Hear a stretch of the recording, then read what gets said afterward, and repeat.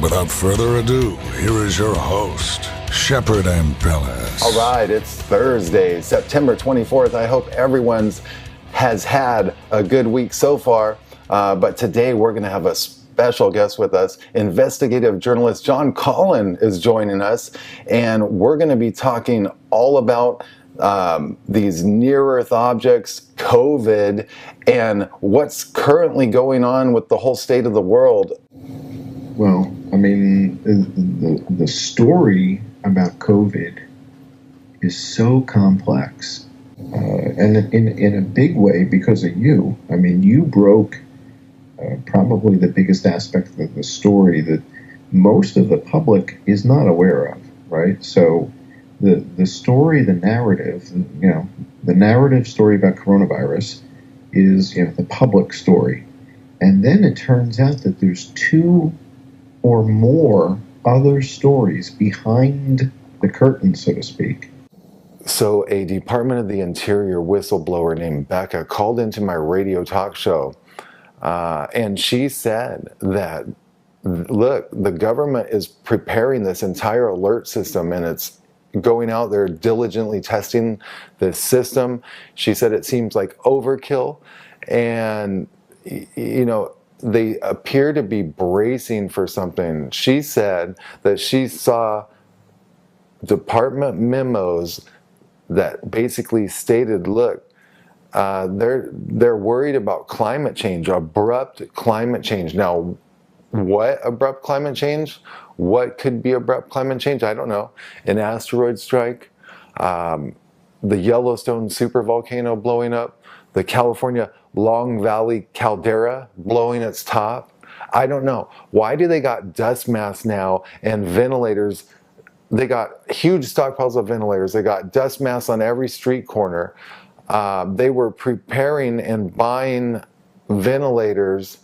By all means, you broke the biggest global aspect of it that is so far from the coronavirus main narrative that people, were experiencing really dramatic cognitive dissonance when you first introduced it.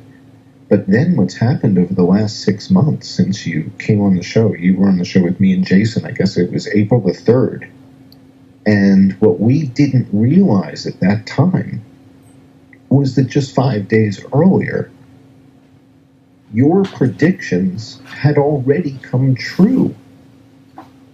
You were right, and you didn't even know it at the time. Like, you didn't realize how right you were. That's blowing my mind even. Yeah, I mean, you were on the show April 3rd. This is a while ago now. This is 6 months ago. Yeah. And the comments that people made on the video are kind of funny because now, in retrospect, not only were you were right in such a big way that it's somewhat dramatic and hard to believe the extent to which you were right. It's unprecedented. The U.S. government was preparing for and buying ventilators ahead of COVID.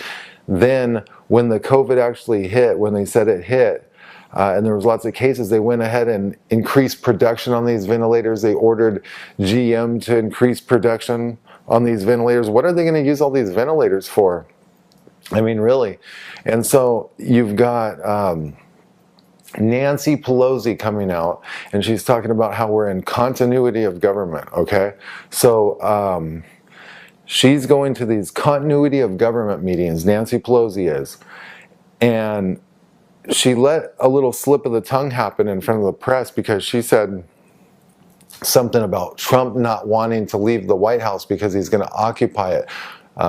Beyond the election, this is what she's actually worried about. The reason she's worried about this, it's not some plan that Trump came up with. Like, when you think back on presidents, people have talked about this before. Obama was going to stay in the White House, and so on. It's a conspiracy, but not this time. The thing is, this time, we're in actual continuity of government. The government is braced for something. They're buckled down. They're bunkered down. It's been happening this year. The number of NEOs that we have seen that are sub 1 LD, meaning they're less than the distance of the Earth to the Moon. Right. LD is lunar distance, right? Okay. You know that. Right.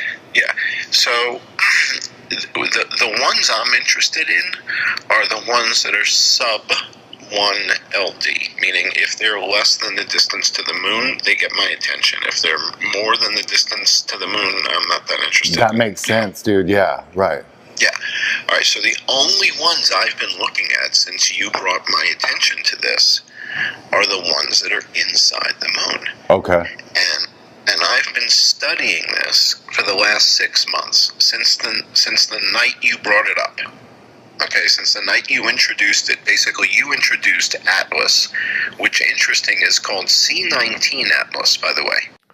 The former Northcom commander, General O'Shaughnessy, appeared on MSNBC's Morning Joe program to talk to Mika about the continuity of government and how they're braced inside their bases, and this is all supposedly over COVID. Meanwhile, the sheer number of NEOs is staggering. I mean, it's historic. It's like they're fine. You know, they don't even know some of these are there until they're already passing, right? I mean, in a couple days before, they're just flying right by all the time.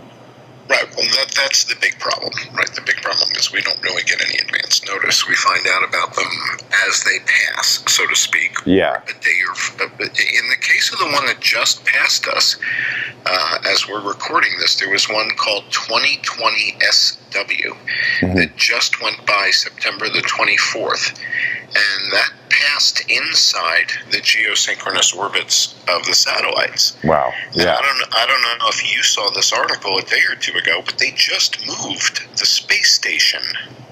Really? Yeah. Like almost like they're taking evasive action or something? Yeah, exactly. They blamed it on space junk. They said, oh, yeah, there's some space junk coming our way now. If you look back to late March, early April, I was seeing all of this military movement inside the continental US, and I was watching all these rubber-tracked vehicles being shipped around, just trainloads and trainloads and trainloads of equipment being shipped around the US.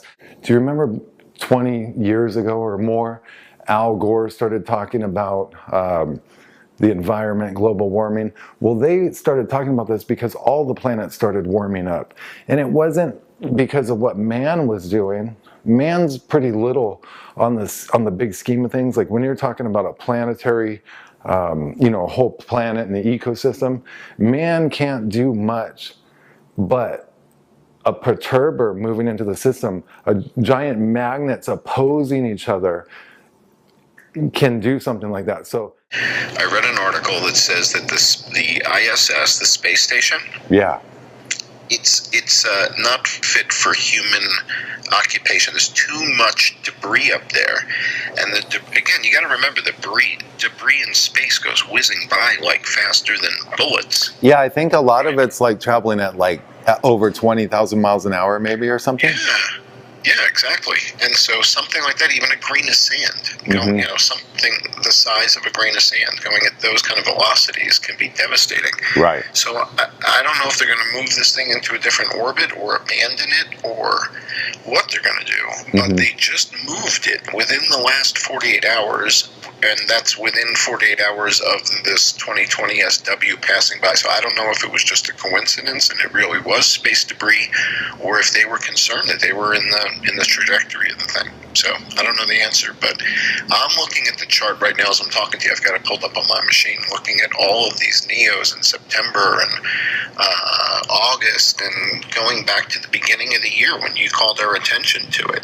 And that's when it all kind of came together for me as to this might be the rationale. This might be the reason behind this global cover-up. So when I went to meet with Angry Catfish Briggs in Colorado, it was a great experience. But more importantly, he got to show me everything that he's been working on. And it actually dovetailed, it blew my mind. It dovetailed with everything that I've been working on over the last decade or so. So this is absolutely a win-win when it comes to learning about some of this stuff, tracking it, tracking what's going on, and how space weather is affecting the planet and other planets. Hi, my name is Eric Briggs. My channel on YouTube is Angry Catfish Briggs and Catfish's Corner.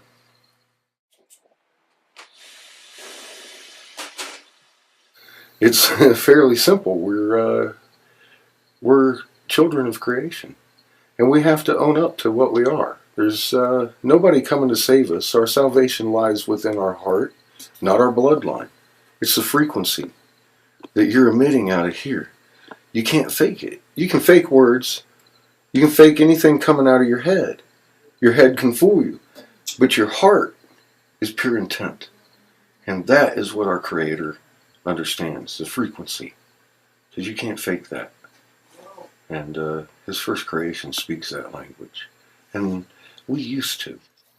FEMA is running the nation by proclamation of the president. He signed the Emergency Act. Congress didn't even mention anything about it. They had 6 months from the point he signed it. They couldn't even revisit the act.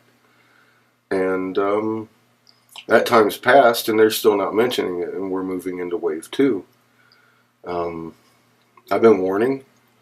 They needed to take the supply chain into their hands. We're short on food. Our crops have for the last few years been progressively getting worse and worse at harvest. And I did the numbers and came up with the second week of April. Said they have to have us in lockdown. I didn't have any idea how they were going to get the American people off the couch. It turns out they didn't need to. What really impressed me, though, was 180 nations actually went under this lockdown. For a virus that's been proven to have less of a death rate than the typical flu. So I'm monitoring ISWA. It's GOES satellites on a NASA site. Start noticing tickles coming from behind on the magnetosphere, and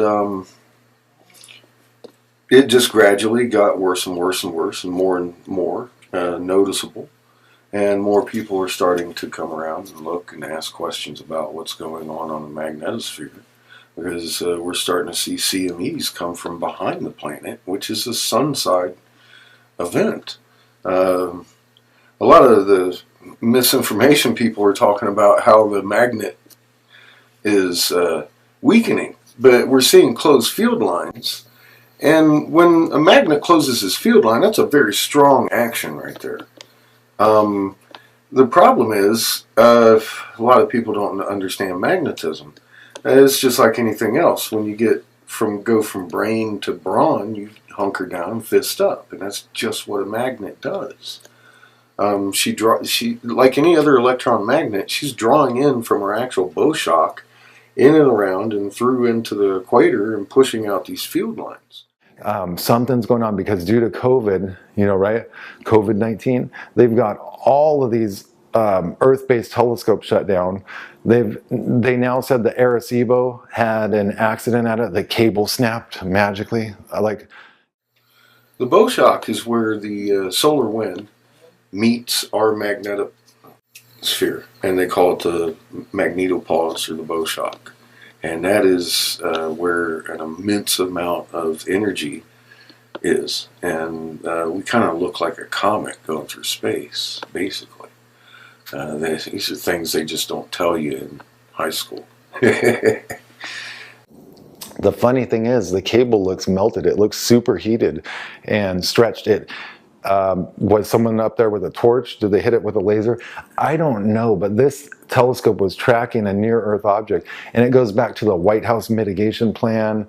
The White House has a whole near-Earth object mitigation plan that they're prepared to use. So what she's doing is actually inducing energy from the bow shock through the atmosphere, through us, through the planet, and out the back in highly charged field lines, which is closing and pushing against another magnet. They've met with various countries, and they're worried about planetary defense. It all started when, thousands of asteroids used to pass us a year. They would track all these asteroids. Well, there's been a massive uptick recently, and they don't know why Jupiter's not holding the asteroid belt back from us anymore. But it seems to me like something's now pushing these objects into us. This could be dangerous. In physics, there's only one reason for a magnet to close its field line. That's if it's pushing another magnet away. They usually hang out like this. And with the solar wind, it looks something like that. And the Schumann frequency everybody talks about. It's a trapped frequency. And it bounces between the magnetosphere relaxed magnet lines and the ionosphere at 7.83 hertz. That's subsequently the exact same frequency your alpha wave is in your brain. Well, when she starts pushing, all of a sudden the Schumann frequency escapes. And according to Professor Schumann's research, the lack of Schumann frequency causes dizziness, ringing in the ears, seasick feelings, panic, into agitation, and madness. So everybody's worried about Yellowstone, but what about the Long Valley caldera? It can't stop shaking. The magma pool is almost twice as big as Yellowstone. It's much more liquid and more primed to blow. We've got fires starting in creek beds and mammoth lakes that are pretty unexplained. We've got people pulling dews out of their pocket when there isn't any dew needed. We went over mothers pulling in induction, and that causes induction heating. That's a forge. Of course the metals are heating, and the mantle's heating, and the magma's coming up. And ever since then, it's been putting off more and more and more quakes, and steady up to the 3.5s and in Long Valley. And I start thinking to myself, well, if they evacuated Los Angeles and the surrounding areas all the way up into Fresno, how many millions of people would live? That would skew their numbers, wouldn't it? So no wonder they've got everybody looking at Yellowstone. If I was you, I'd get out of Los Angeles and Fresno and the LA basin. It goes all the way through Bakersfield into Nevada. All these volcanoes are shaking. It's not a plate action that we're watching. There's rise in this caldera, and now all of a sudden everybody's really quiet about it. But you see the infrastructure set up back east. You don't see any infrastructure set up here. They're expecting us to go back east. I think there's some. But you see the infrastructure set up back east. You don't see any infrastructure set up here. They're expecting us to go back east. I think there's something going on that somebody, not necessarily the U.S. government, but somebody is extremely powerful, far more than the U.S. government. Somebody who's extremely powerful is causing the fires to happen to chase the people out of California. And so I don't know what's coming. I don't know who's doing it, but I am totally confident whoever is doing it is not the U.S. government, but somebody far, far more powerful than the U.S. government. Somebody who's controlling the earth and human civilization. And I've got an idea about who it might be. But I think it's a very, very dark and mysterious story. And I can tell you some stories that you're not going to want to hear. I can tell you some of the stuff that's happening right now. But California is just, it seems to be the first area that's hit by something that's coming to the United States. And we have enemies, and we have been sleeping while our enemies are working hard. And they're doing everything they can to destroy our country, our culture, our jobs, our money, our home, and everything we think we own. In point of fact, we own nothing. Hello, my name is Shepard Ambellas. I'm the maker of Shackled to Silence, the film that you're watching right now on YouTube. I hope you like what you're seeing. As usual, if you do like what you're seeing, please consider making a donation or buying a physical DVD copy at shackled2silence.film. Also, check out the film sponsor, persurvive.com. All the links are in the description. I hope you enjoy your feature presentation. California and Washington and Idaho. They're saying that these quakes in Idaho aren't on volcanic regions, but if you look at them, they are. They're in the volcanic fields. And it's all from the induction heating, from her bringing in all that energy from the bow shock to close all these field magnets in the back. It requires extra electricity. And that's just the simple physics of a magnet. Expect your bigger quakes to happen. And they've been ramping up gradually. Well, they're going to start ramping up a lot more swiftly here. We're going to jump from, we're having multiple 5s a day. I mean, you can close your eyes, throw a dart at the map, and hit a 5.0 quake. And it wasn't like that a couple of years ago. People were laughing at me a couple of years ago when I was telling them this was going to happen. Well, I'm going to tell you now the same thing I was telling people then. We're going to graduate to multiple 6s a day a lot quicker than we did the 5s. And then the 7s will roll in. And we're going to start seeing volcanic activity. Well, we're already seeing volcanic activity, if you ask me. Things. I mean, the Mercy just docked in Portland. That's a little bit of a red flag right there, that they're expecting exactly what I expect they're expecting, the Long Valley caldera to blow. They're expecting a mass exodus. They're expecting mass casualties. They're expecting inhalation injuries. Why do you think they've been pushing these masks? For flu with one of the least death rates flu's ever hit us with?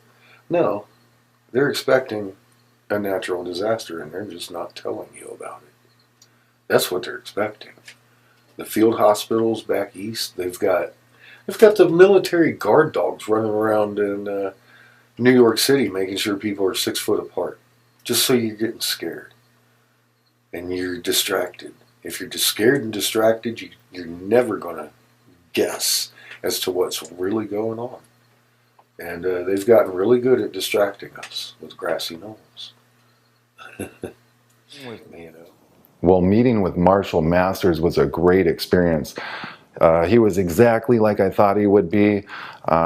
He's appeared on my radio show many times, and we were friends right away. We hit it off right away, but meeting him in person was a very different experience, and he's very passionate about what he does.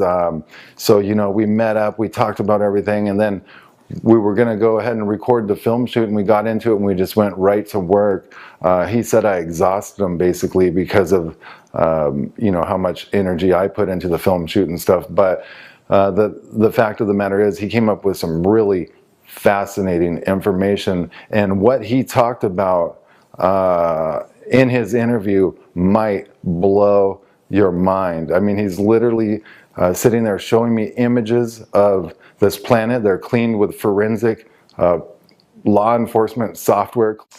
Planet X News, by the way, Scott Sion does a great job at this, cleaning up and forensically looking at some of these images that NASA has, and you can clearly see that there's objects out there that NASA is trying to cover up. And we went over this a few months back.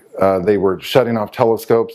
And does that make any sense? At a height of when we're supposed to be tracking these near-Earth objects, they're coming at a rate that they've never came in before. Hi, I'm Marshall Masters, and Planet X is my thing. Is there a connection between Planet X and COVID? Yes, absolutely. COVID is what the government is using to set up everything in preparation. The lockdowns, the isolation. Why is it we need so many ventilators? I'll tell you why. When we're passing through the Nemesis dust cloud, we're going to be choking on dust. Coronavirus is the perfect cover for Planet X. It's the isolation, it's government control, and why so many ventilators? Why do we need all these ventilators? It's because there's a vast iron oxide dust cloud around Nash Kashmar, and we're going to be passing through it, and when we do, those who have lung problems, cardiovascular problems, they're going to need those ventilators. And I can tell you one thing, surgical masks are not going to do the job. And so we're being prepared. That's what coronavirus is all about, in my opinion. If you really want to find a smoking gun for this, look for the hospital ships. Where is Trump putting the hospital ships? And they serve multiple roles, not only as hospitals, but also for transporting prisoners. And everything I see right now, Shep, with this coronavirus it's a contrived cover story. It's nonsense. Until you understand it has a purpose, and then you understand it is anything but nonsense. And it makes us all a part of what is going on. You put on a mask, you are part of the Planet X preparation. Yeah, that sounded cool.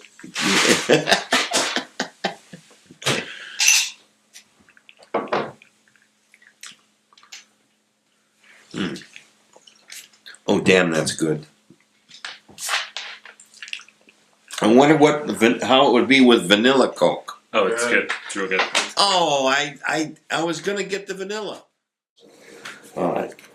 Now, I've written a couple of books.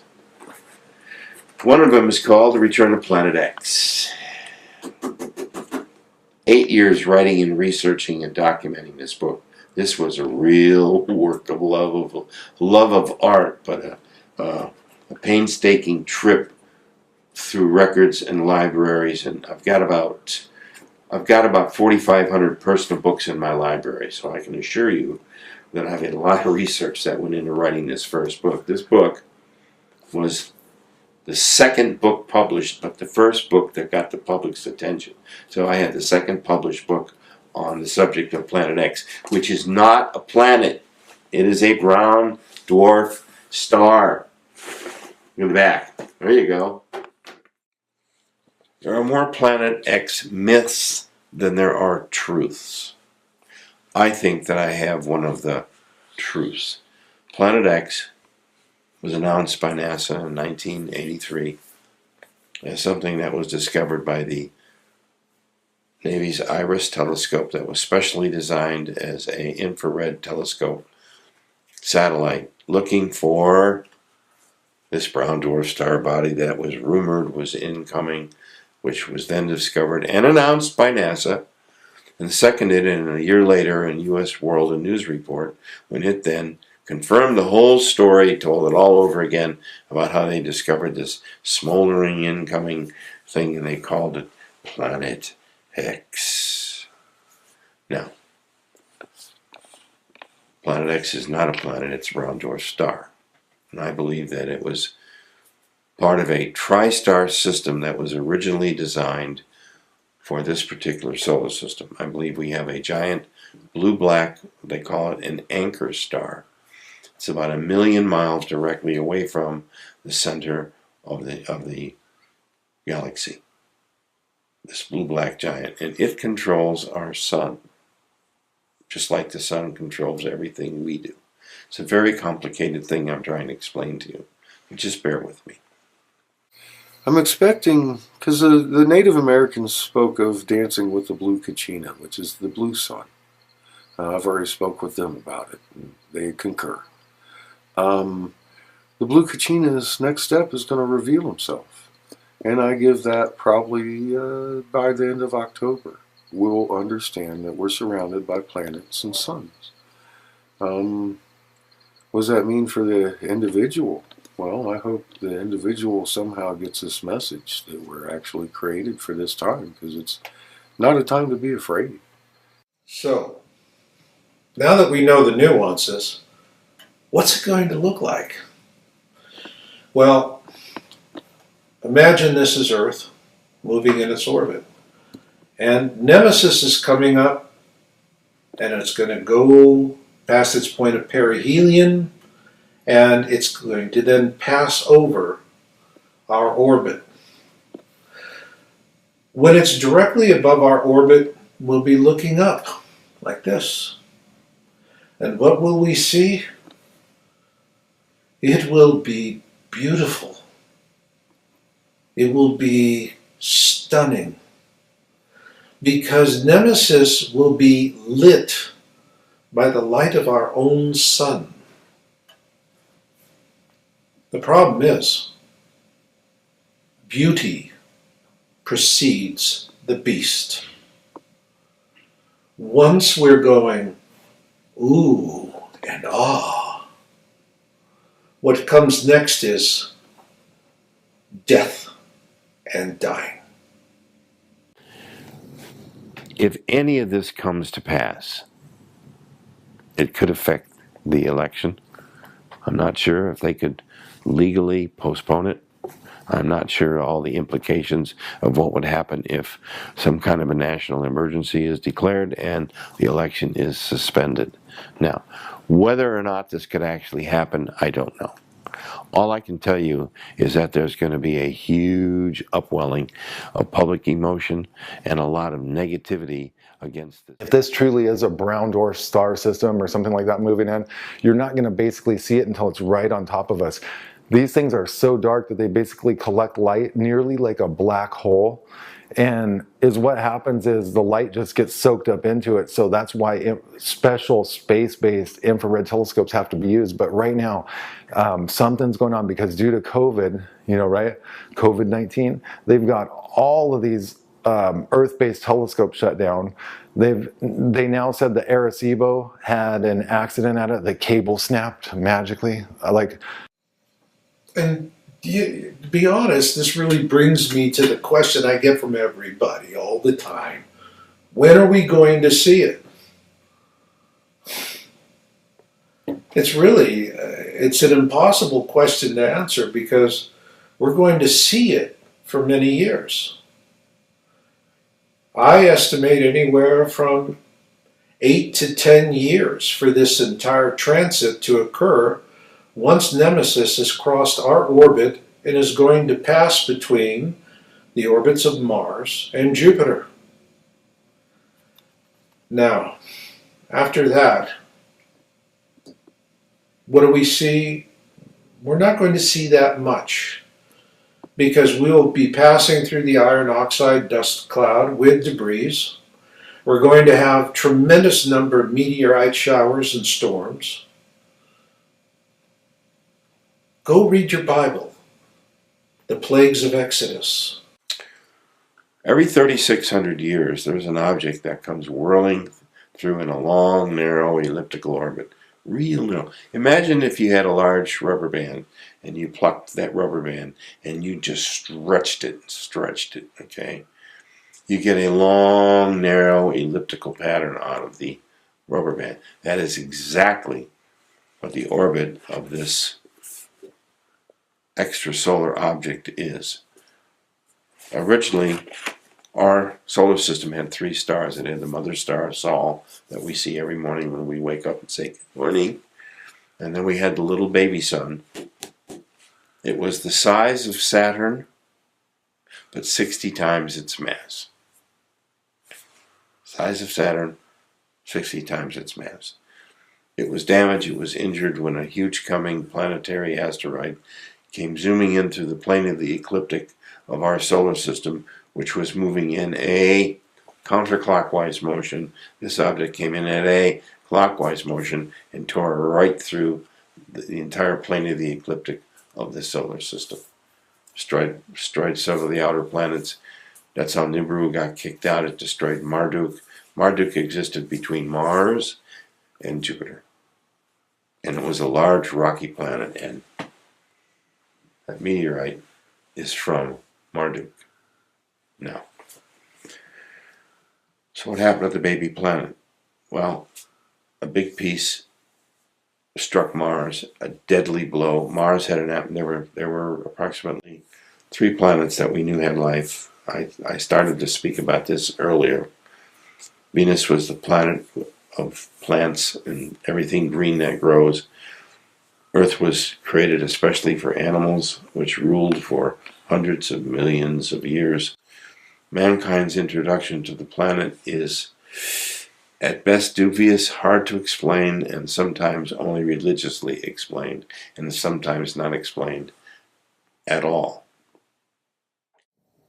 This goes back to the presidential level near-Earth, earthbound object preparedness bulletin, which came out at a White House level in June of 2018, and is what they said is, look, we got to have international working groups, we got to have these international bodies go around, we got to have people go around and tell internationally what's going to happen, because they started to see an uptick in these near-Earth, earthbound asteroids. There's things just whizzing by us left and right.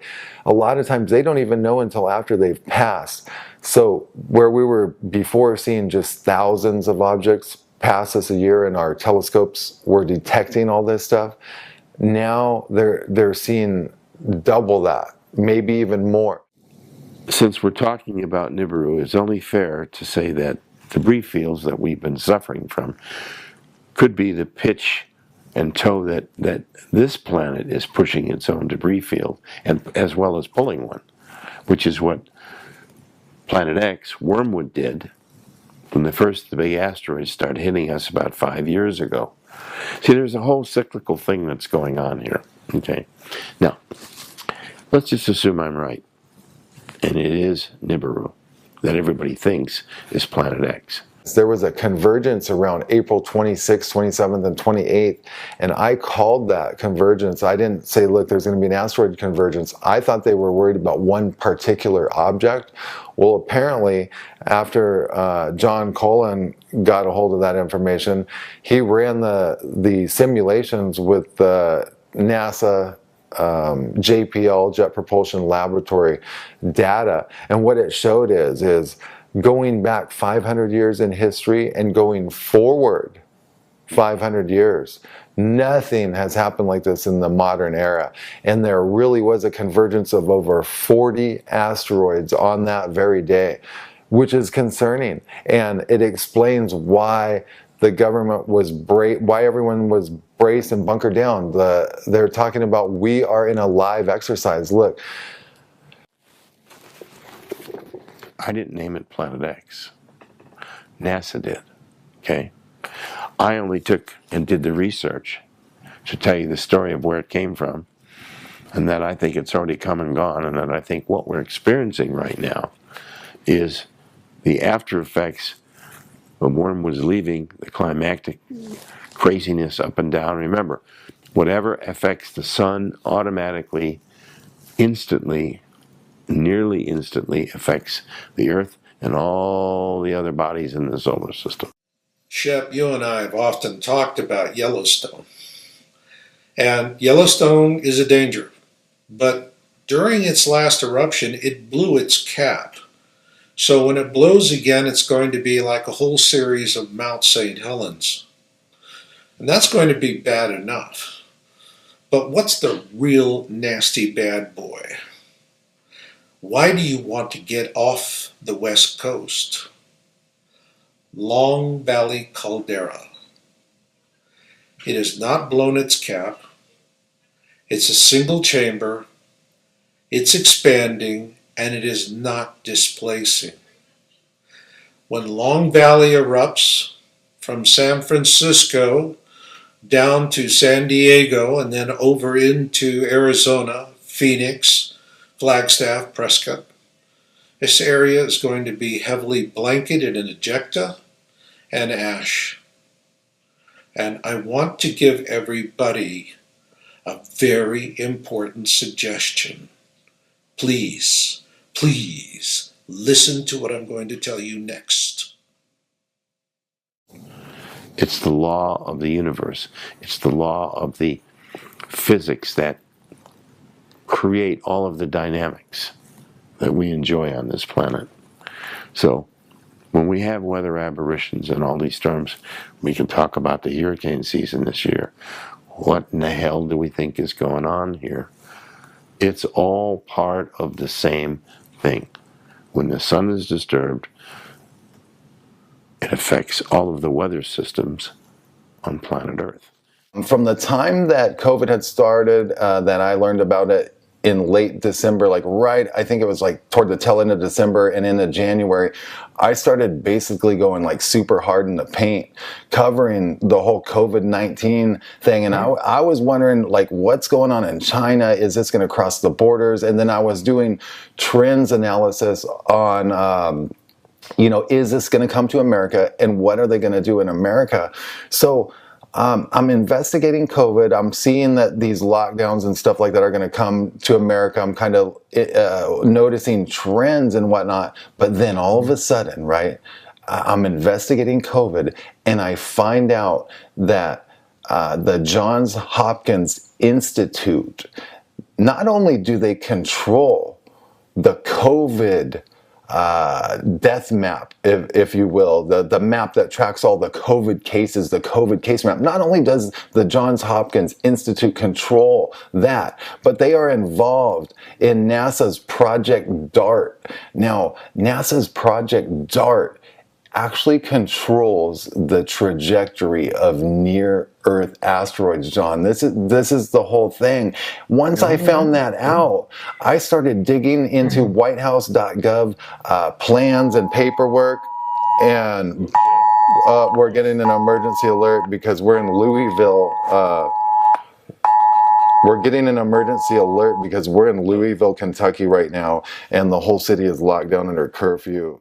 What are they doing with the closures? Why do they say there's clusters here, there's clusters there? I've been talking with doctors. These numbers are not real. This COVID map is not real. The numbers are not real. They are using this as a justification to lock down the populace. The Deagle report gets some very good information. It's its own intelligence agency. It also works with other governmental agencies.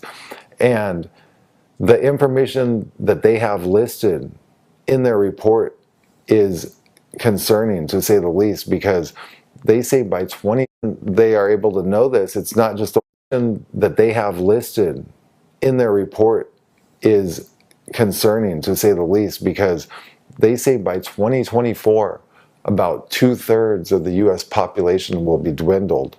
Now, I'm talking depopulated by 2024.